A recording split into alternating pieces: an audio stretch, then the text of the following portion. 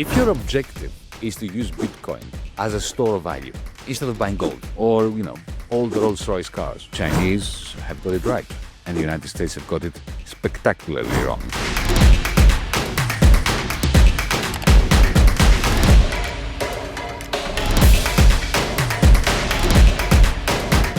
Welcome to the Being Crypto podcast. Brace yourselves. This episode is going to be an unmissable one. Today I have the pleasure of speaking with Yanis Varoufakis, a renowned Greek economist and former Minister of Finance, best known, among other things, for his sharp critiques of global capitalism. I'm sure our audience is eager to hear his perspective on where this industry is truly heading.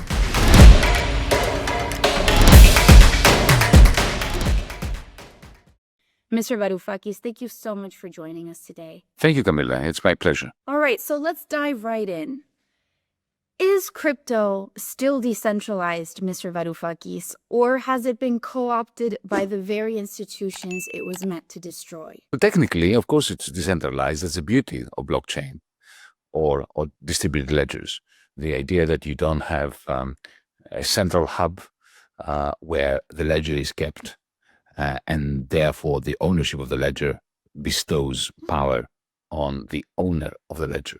So this is a fact of life for crypto. It is decentralized. So every node, every user is participating in confirming trades and keeping the ledger in a cooperative way. So in that sense, it is the epitome of decentralization and cooperation. But when this beautiful decentralized framework is being used in order to create exchange value, essentially to create money of some form. Well, at that point, the question is, how are these tokens that are being created through mining, through various other means, how are they distributed? And more generally, these systems, in the end, who is appropriating them? So if you look at, for instance, the distribution of Bitcoin across individuals, it's probably more unequal than the distribution of dollars. And therefore, where you have concentrated monetary power, you can't talk about, community anymore. You talk about an oligarchy. But besides that, Camille, I think that what's the greatest paradox about crypto is that, at first, the first few years after the Nakamoto paper started this remarkable revolution, which inspired both leftists and libertarians, enemies of concentrated power, whether it was concentrated state power or concentrated financial power or capitalistic power. Well, during that heyday, during those first exciting years of crypto's life, crypto was being portrayed as the instrument by which the many would bring down the Wall Street bankers, the central banks, the cabal of concentrated financial power. And yet, in your introduction, you mentioned that crypto now is everywhere. But that is at the expense of that original dream of bringing down the powerful. The reason why crypto has matured is because effectively it's been taken over by Wall Street. It has been taken over by the various sellers of stablecoins, which in themselves, by their very definition, they are an abrogation of the original dream. Because when you use blockchain in order to sell tokens, with the so-called, supposedly cast-iron guarantee that it will be one token for $1, then what are you doing exactly? Instead of usurping the power of the Fed, instead of doing away with fiat money and replacing it with a decentralized, community-based money, what you're doing essentially is you're taking the existing establishment and you are making it more toxic, less stable, and more oligarchic, because this is what Tether is. That's what Circle is. US-denominated stablecoins, which are now going to become absolutely far more powerful and significant than they were as a result of the Donald Trump administration's Genius Act. Yeah, you have in a sense, a bit like the French Revolution. The French Revolution began with lofty ideals about liberty, equality, fraternity, democracy. And very soon after that, you had Napoleon taking over as an emperor. That's what's happening to crypto. That's really interesting, and I'm really glad you brought up the Genius Act, because you've written extensively about it, and it's definitely something particularly relevant today. You wrote in a recent article something that I found interesting and I wanted to touch on. How is the United States, through the Genius Act and the promotion of stablecoin use, currently exporting the volatility of its financial system while also importing stability? I like to take seriously my political opponents' writings. I'm not one of those politicians, because I'm a politician these days, unfortunately. But I'm not one of those politicians who vilify their political opponents and without even reading what they actually write. So, even before Donald Trump was inaugurated, went through that amazing process with all the big tech oligarchs in his presence, celebrating his coronation, effectively. Even before that happened, Stephen Miran, the, let's say, economics and financial guru of Donald Trump, whom he recently appointed to the board of the Federal Reserve, wrote a paper. It's a very well-known paper. It's referred to as the Mar-a-Lago paper. And I read it very, very carefully. And there is a very interesting analysis. It doesn't mean that I agree with it, but it is interesting. I don't have to agree with everything that I find interesting. And a very clear strategy of what he wanted the Trump 2.0 administration to do. And I'll just outline very quickly. What he's saying is that the American trade deficit has to be eliminated. If not eliminated, it needs to be shrunk substantially. And this will be accomplished by devaluing the dollar while keeping the dollar's exorbitant privilege of being the world reserve currency. This is an interesting part of it, isn't it? On one hand, he wants to reduce the exchange value of the dollar. On the other hand, he wants to keep the dollar as the main payment system in the world. And some people may say, that can't be done. If you devalue the dollar, you debase the dollar in libertarian terms, then of course its power worldwide is going to shrink. Well, that's rubbish. Richard Nixon devalued the dollar and made it more central in the international circuits of financial capital and international trade. So it's been there before. They want to do again what Richard Nixon wanted to do. So if you read a bit further, you come to the tariffs. Now, the liberal press, the Journal, and the New York Times, the Financial Times, make the huge mistake of thinking that it's all about tariffs. Maybe Donald Trump loves tariffs, but people like Stephen Miran and Scott Bessent, they see tariffs as a means to an end. They don't see them as an end in themselves. And what is it that they want to accomplish with the tariffs? They want to bully countries like Japan, Germany, and so on. They want to bend them to their will. But what is their will? What do they want them to do in the end? In the end, they might even do away with the tariffs once they get what they want. And what is it that they want? As I said before, they want to devalue the dollar without jeopardizing its relative position relative to other currencies like the euro, the yen, the won, the renminbi, so on. So here's something that, again, I'm not making it up. I'm just reading it out of Stephen Miran's playbook, right? Because as I said, I believe in reading my political opponents and taking them seriously. So he says very clearly, look, the Japanese, for instance, they hold $1.2 trillion. Now we want them to sell them. Sell a large chunk of them. Why? Because if they sell them, supply of dollars will go up and the dollar will be devalued, as is their plan. But we don't want them to buy euros. We don't want them to buy Chinese currency. We don't want them to buy whatever other currency. So here comes the role of stablecoins. Because if they convince, bully the Japanese into buying Tether, US-denominated stablecoins, then they kill two birds with one stone. Because on the one hand, the Japanese would no longer have accumulated dollars. The dollars would have been sold, so the money supply, the dollar supply will go up, and the exchange rate of the dollar will come down. But at the same time, it won't go to the euro or to any other country. It will go into the coffers of Tether. Now, what does Tether do? When you buy, say, $1,000 worth of stablecoins, of Tether coins from Tether, what Tether does is, that's what it says it does, that's what it's supposed to do.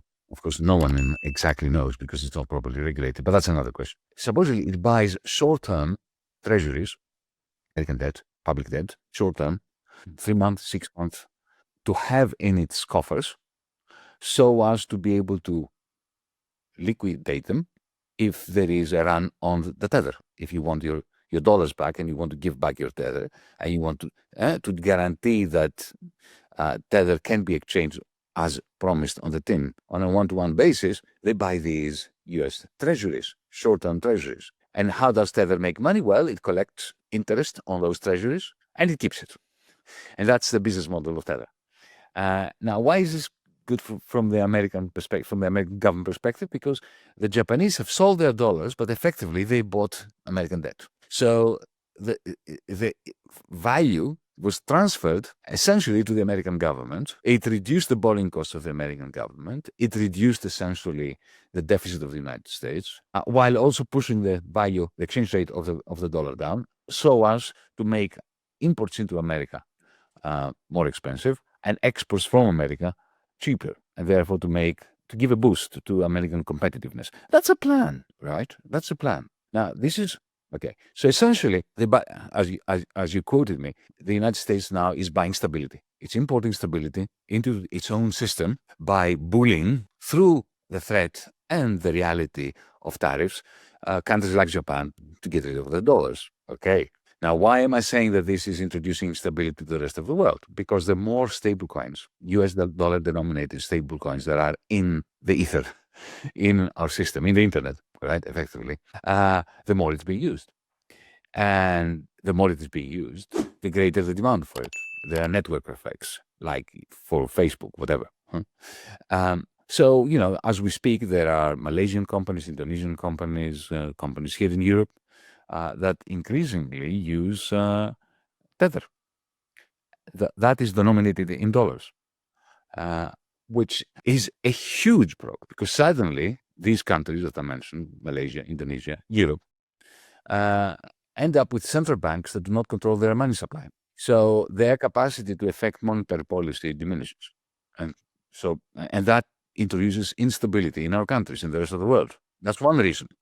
Another reason is that if at some point there is a run on tether, like there was a few weeks ago, like there was, if you remember, a year and a half ago when the Californian bank, Silicon Valley Bank, went under, a large part of Circles, another US dollar-denominated stablecoin, their reserves were in that bank. So there is this doom loop between the banking system and the stablecoin system. When one goes, the other goes. Now, when that happened a year and a half ago, they were the size of the stablecoin market, let's call it, world was tiny.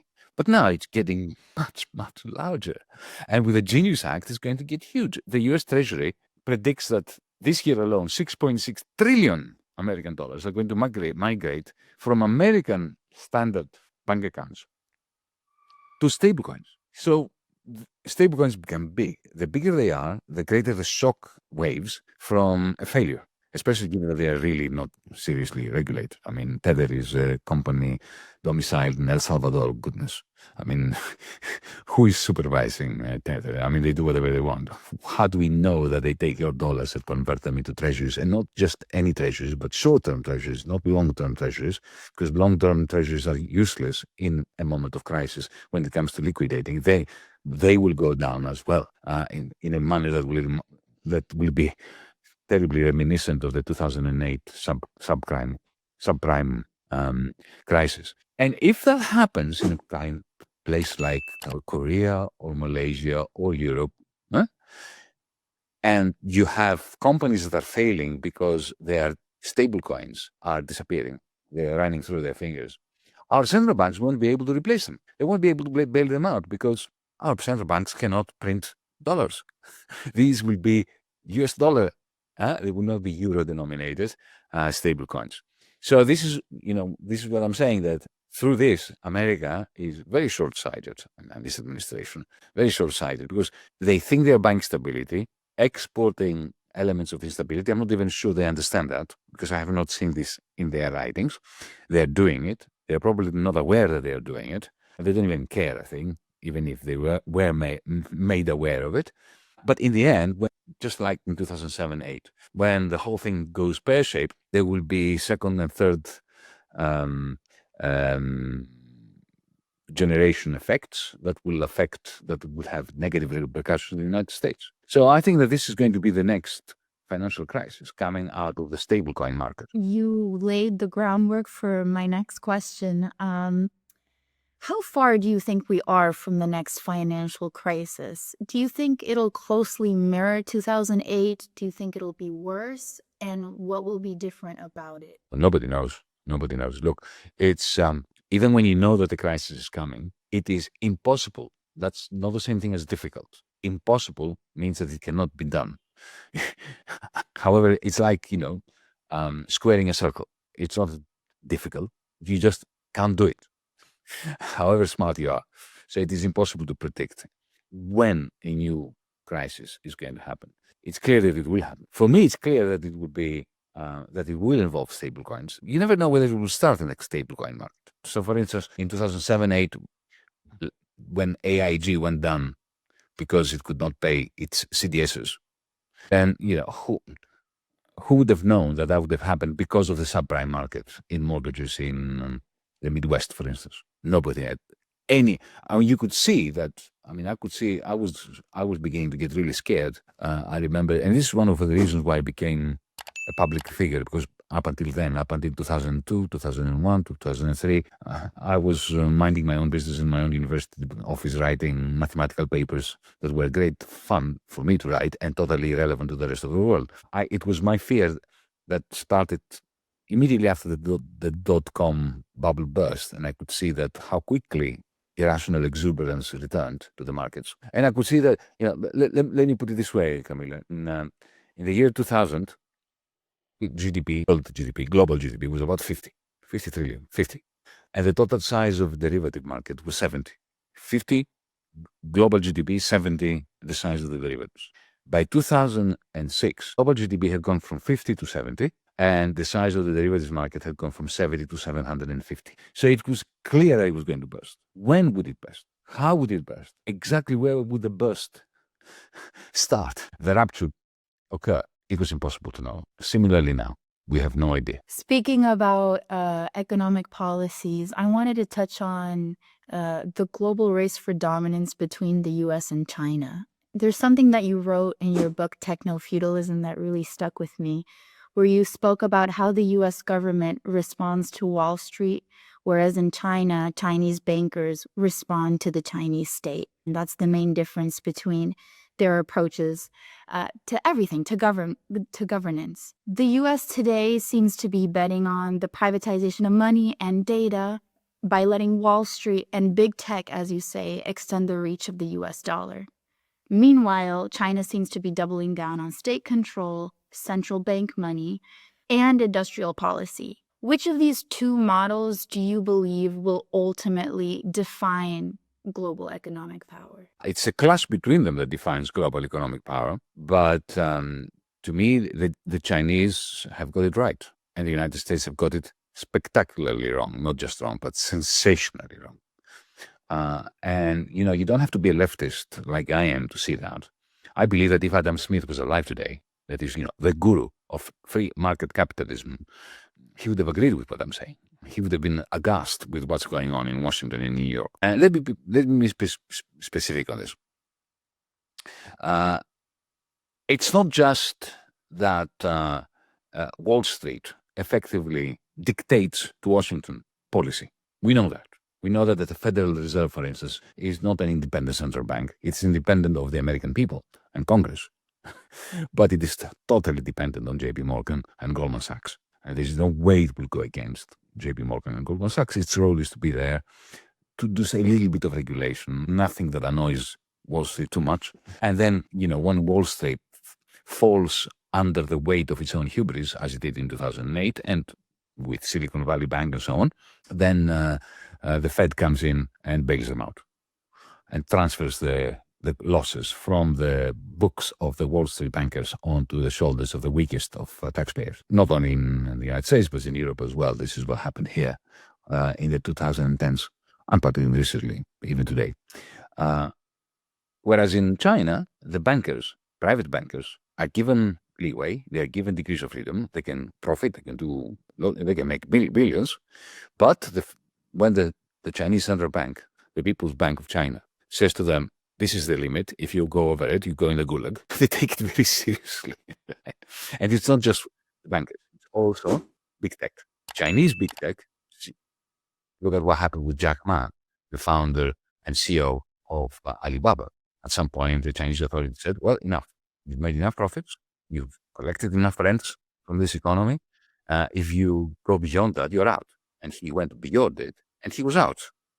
And you know, you may call this authoritarianism. I call it prudence. But that is not the main concern that I have. And what I was writing in my book, Techno-Feudalism, and thank you for mentioning it and giving it a plug. What I was writing was that the reason why we have a major clash between the United States and China, which we didn't have. I mean, some of you are too young to remember it, maybe. But up until 2016, 2015, and 17, love was in the air between Davos, Wall Street, Washington, and China. I mean, China was the great success story of the West. Who introduced China into the World Trade Organization? Who shipped whole production lines to China? It was the United States, right? So the question is, what happened around then, between 2016 and 2018, when Trump comes in and starts the new Cold War against China? Now, anybody who hears me say that will say, well, Trump does all sorts of crazy things. Well, if that is true, then why did Biden go back on this, row this Cold War back? Instead, what Biden did was, not only did he keep every anti-Chinese measure that Trump 1.0 introduced, but he actually turbocharged the new Cold War. He introduced the CHIPS Act, effectively telling the Chinese, we will stop you from becoming a technologically advanced nation. This is, a declaration of economic warfare against China, what the Biden administration did. So it's bipartisan. It's not just crazy Trump doing this. And now Trump is continuing it. But he's not doing it more than Biden was doing it. So why? Why did that happen? People say to me, oh, well, it's because of Taiwan. No, it's not because of Taiwan. The position of Beijing on Taiwan, that Taiwan belongs to China, has been the same since 1950. Exactly the same. Nixon went to China and they hugged with Mao and made up under the conditions that America would recognize the one China policy. In other words, that Taiwan was the property of Beijing. And that is still today the official policy of the American State Department. So don't give me this that is Taiwan, or that it is because the Chinese military and navy are getting uppity and they build more ships. And I would believe that when I see Chinese troops stationed in Tijuana opposite San Diego, or when I see Chinese ships patrolling between Los Angeles and San Francisco, which is what the American ships are doing. So it's none of that. So what is it? And my theory, and I will end it there, is that, well, what's happening is this. There are only two parts of the world that have developed what I call cloud capital, that is algorithmic capital. Big tech. It's America, Silicon Valley, and it's China. Europe doesn't have any. Zero. We have zero big tech. And whatever we created, like Skype, like Spotify, like Volt, it's been purchased by the Americans. And it's gone over.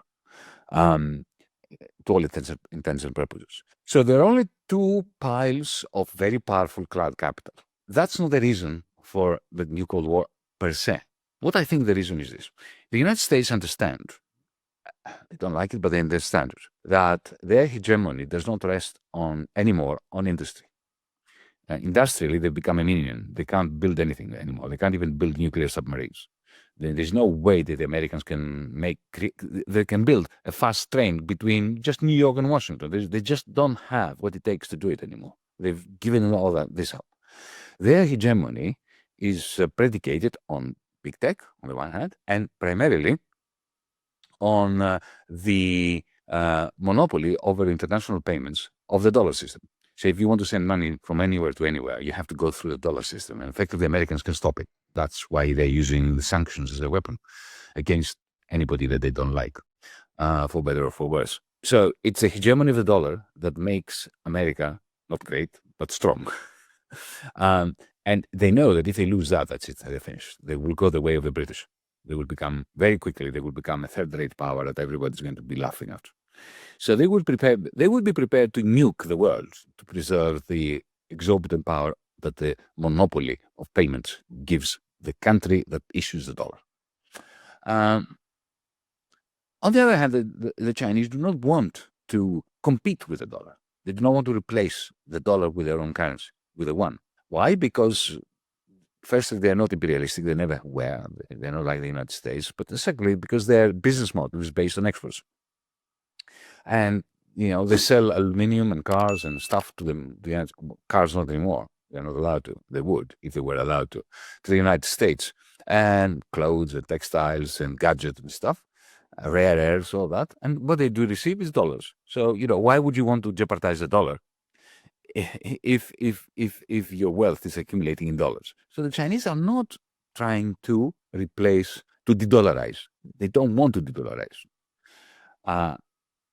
But the Chinese, for the reasons I explained before, have a big tech and a banking sector that are well regulated. Maybe in an authoritarian way. It doesn't matter. They're well regulated. They don't run amok. They don't do whatever they want. Okay, they are kept within certain rational limits. And moreover, they cooperate between them.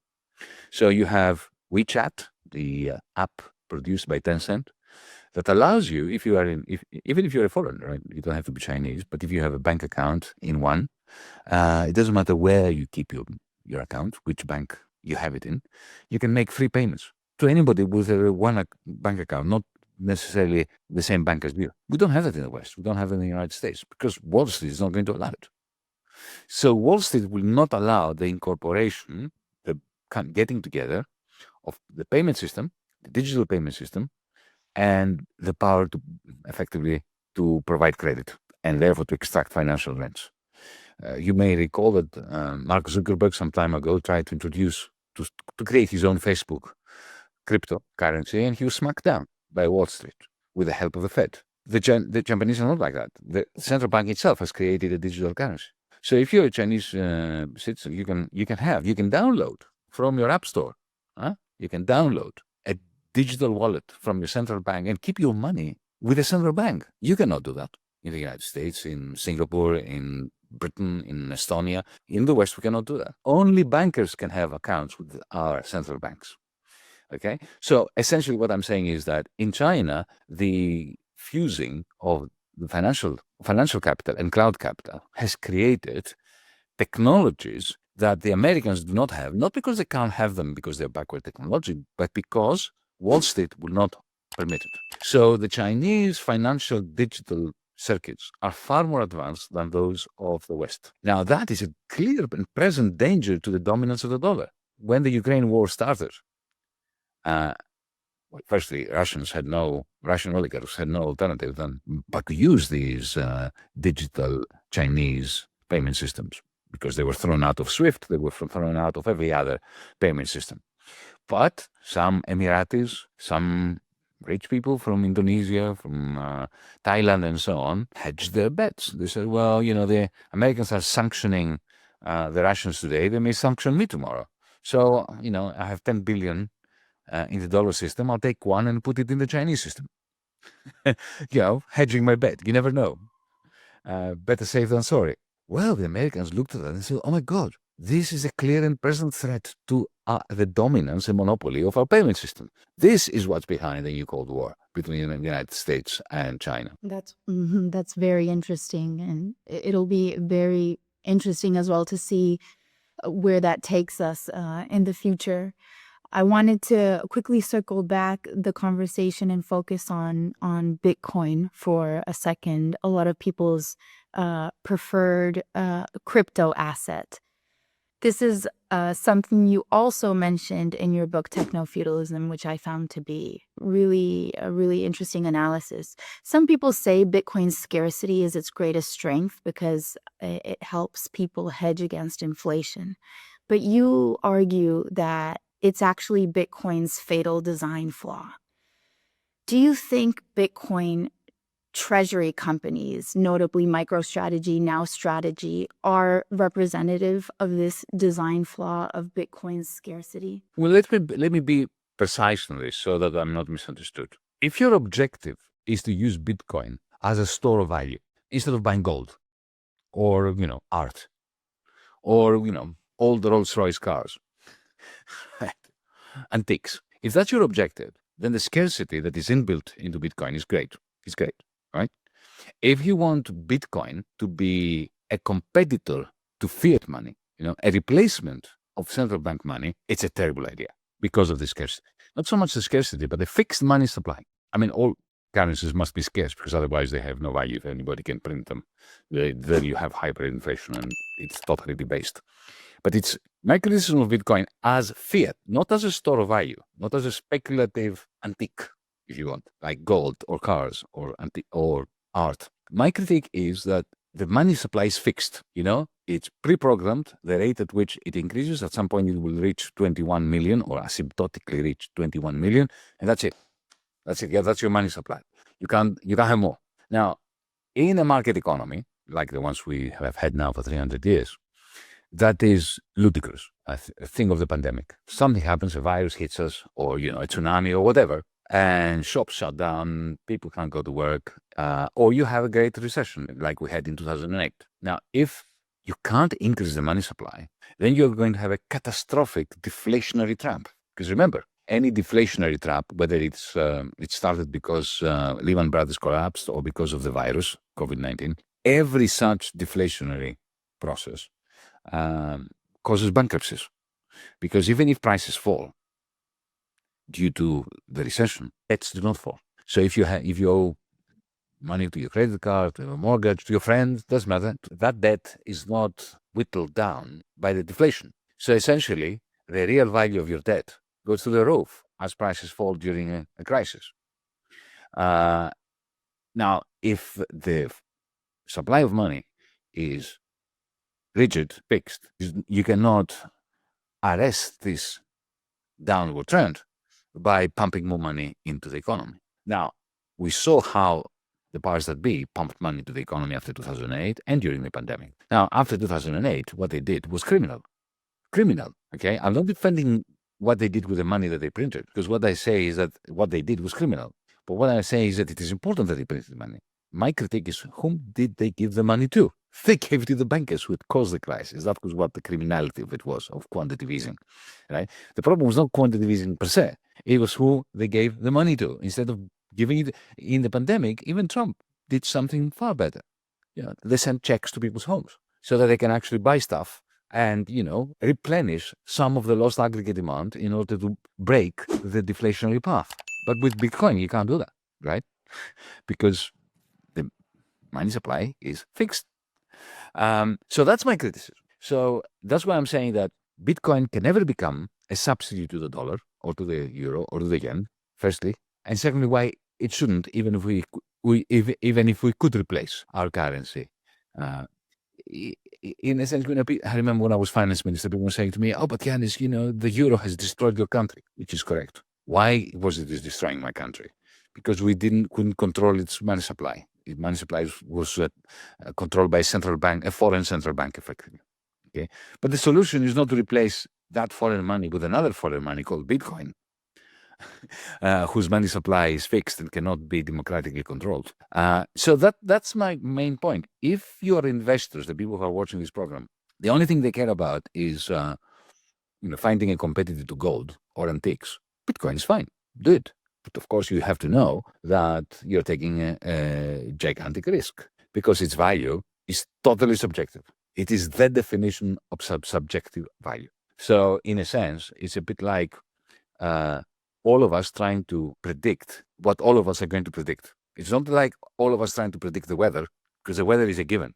The weather doesn't give a damn about our predictions. So the weather is going to be whatever it's going to be. And if we are betting on whether it's going to rain or not to rain tomorrow, okay, at least you have the weather, who is an objective arbiter of our bets. It's out there. It doesn't give a damn about our predictions about it.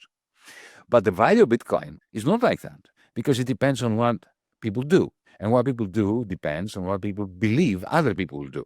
And what each does depends on what he or she believes that the others believe that he or she will do, and ad infinitum. So we are caught up in an infinite spiral of what I believe, that you believe, that I believe, that you... Okay, and that, mathematically speaking, has no solution.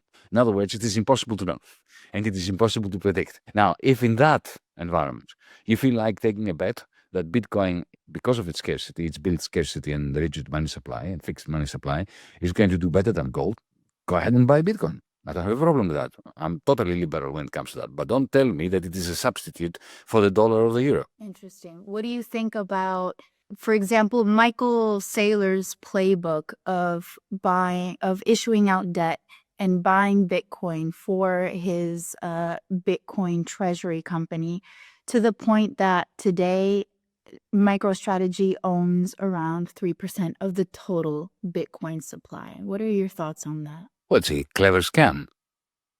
It's a clever scam. If you manage to corner the market through debt, you should do it and then get out as quickly as possible before the whole thing collapses, right?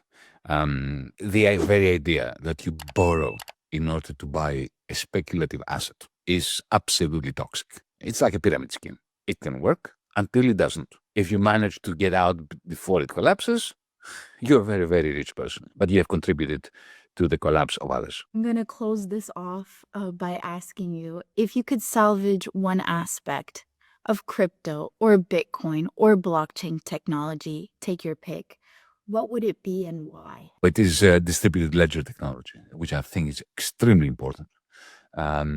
I have worked hard. For instance, when I was in the finance ministry in Greece, I was working towards using distributed ledger technology with its transparency and at the same time the privacy that it offered people, to enable every tax file number to have a reserve account attached to it, so that the state that owed a lot of money to people could actually credit, using this distributed ledger,